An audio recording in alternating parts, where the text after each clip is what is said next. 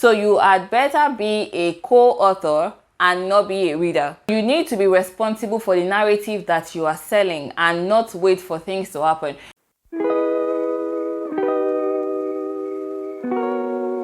Hey fam, how are you doing today? Welcome back to my channel. My name is Tobi Achudume. So if this is your first time here, you're super welcome. I'm so excited to have you here with me. I hope you stick around because here we talk about topics, tips and tricks that will help us grow fearlessly to the best versions of ourselves. Today we're going to be looking at difficult to admit reasons why you're not growing personally or you're not seeing changes in your personal growth. Let's go. So we're all on a journey of personal growth or personal development, at least if not consciously, unconsciously. So of course there are going to be changes because the only constant thing that we have is change. And so there are changes that you see or you don't see that are going on with you. Though you can tell when there has been a stall in your personal growth, which could be a difficult pill to swallow for some people. Sometimes it is difficult to identify exactly why this growth is stalling or why you are not seeing any significant progress. I can help with that. So let's see what we have in today's video. So I'm going to be sharing with you 7 difficult to admit reasons why you are not seeing significant progress in your personal growth. Number 1, you have lost your sense of purpose. So I'm going to start by saying that purpose is not one thing that you just get to, but it is bits and pieces of steps or tiny steps that you take towards the fulfillment of your purpose. Guess what? When you get to what you think is your purpose, another purpose is unveiled, another thing is seen that you need to do. So it's not one thing that you just walk into, but it's an ongoing process. God's purpose for your life is so magnificent that if it shows you in one sitting, you are going to be too terrified to do anything about it.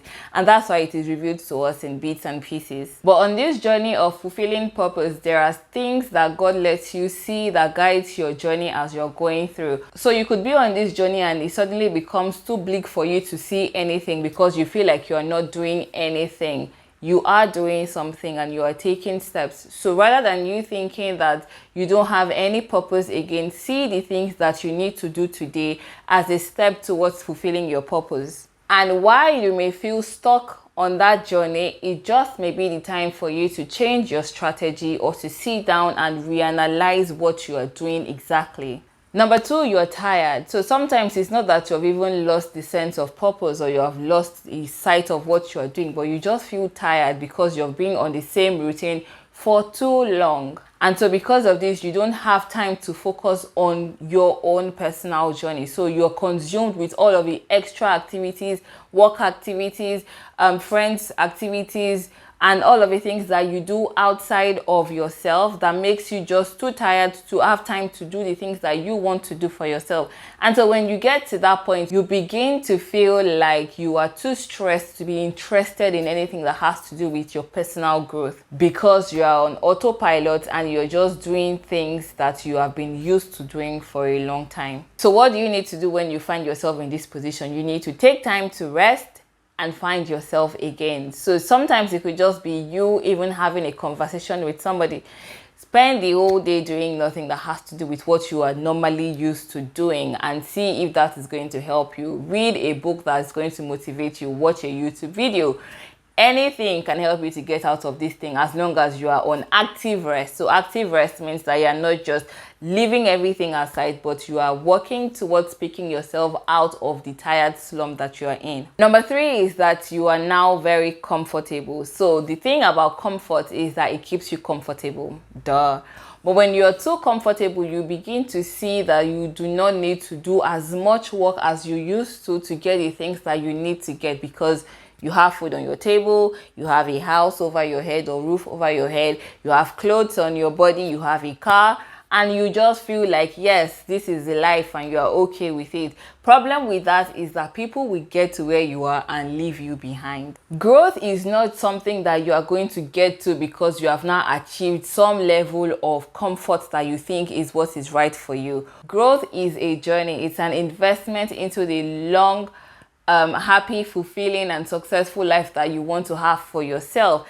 And with the way life is lifing, you see that the things that you could afford with say 1,000 naira yesterday are not the same thing that you can afford today. So there is always going to be an increase in expenses. You need to also increase your income So in a few years or even a few months, what you see as comfortable today will become you striving for what is. So you cannot be comfortable with a mediocre life that you see as comfort now, because that is what comfort does to you. It helps you to see, or it makes you to see what you have now as enough. And you shouldn't even be okay with just enough.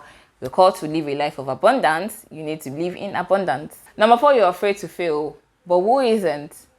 Fear is one of two things. It's either going to stop you from doing the things that you want to do, or push you to do the things that you want to do. And I like to see fear as the thing that pushes me to do the things that I need to do. And I say it in this way: it's either you're afraid to fail, and then when you're afraid to fail, you do not do anything so that you don't fail, or you do everything that you can do so that you succeed. Failing is not the end of the world. The only way you can even say you have failed is when you stop trying. So while you're thinking of what happens when you fail, balance it out with what will happen if you succeed, because it's a 50-50 chance that you fail or you succeed.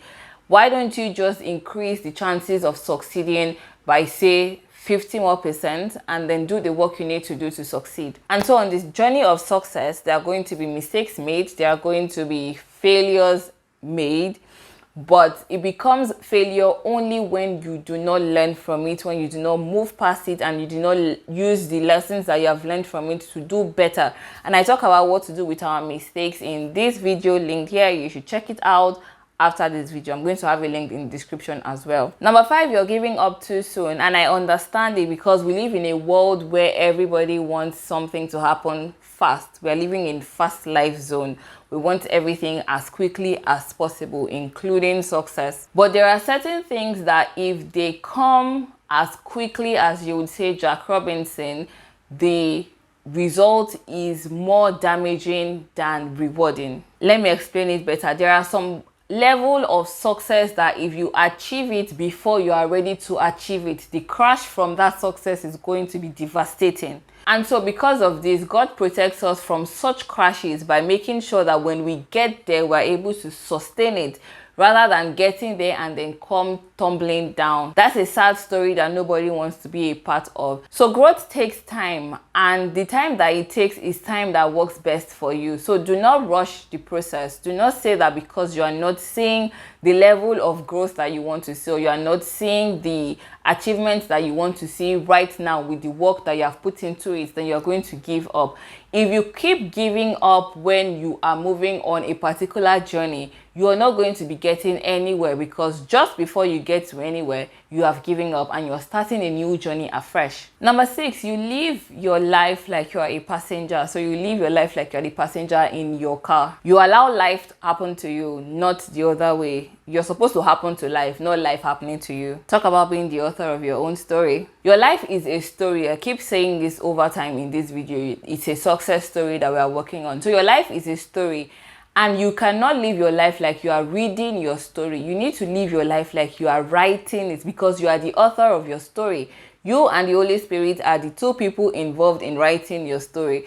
So you had better be a co-author and not be a reader. So how do you become a co-author? You make things happen rather than watch and wait for them to happen. So there are situations where you need to take the step rather than waiting for the step to appear automatically. If you don't take a step forward, the next step doesn't appear. So you need to be responsible for the narrative that you are selling and not wait for things to happen. So you say you're not seeing personal growth and you're waiting for a huge step to reveal itself to you for you to take. It's not going to reveal yourself if you are not actively working towards seeing that step. So don't just sit around painting pictures in your head of the things that you think should happen to you or the dream life that you want to live, but take the active steps towards that life that you want to live.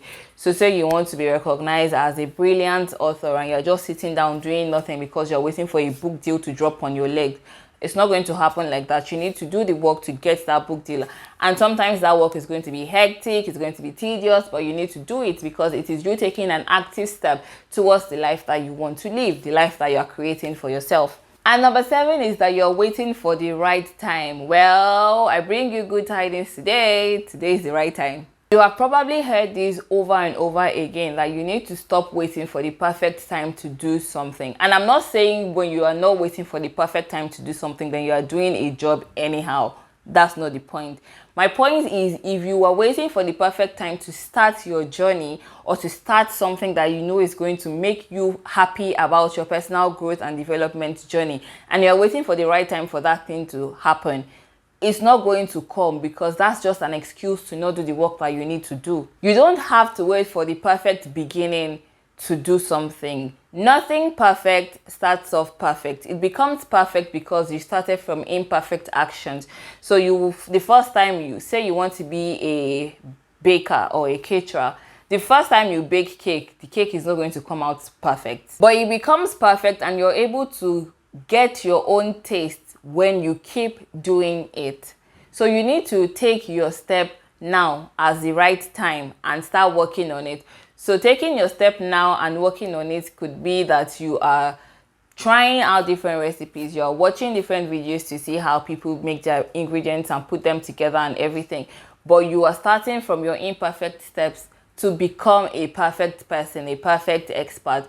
And you don't have to wait for the start of the year, the start of the month, the start of the quarter to start something. You can start on the 15th of the month. You can start on Wednesday, something new. It does not have to be a new year or a new particular season. Every day is new. Every hour is new. Every minute is new. So you have a lot of newness in the period that you need to start something. So start today and stop waiting for a perfect time. So these are 7 difficult to admit reasons why you are not seeing growth in your personal development, your personal journey, your personal growth journey right now. So I hope that this video was helpful to you. Please give it a thumbs up if you enjoyed it and leave a comment in the comment section down below. Remember that I'm going to have linked in the description bar the video that helps you to learn from your mistakes. Do not forget to share with your friends and family, and I'll see you guys in the next one. Till next time, bye.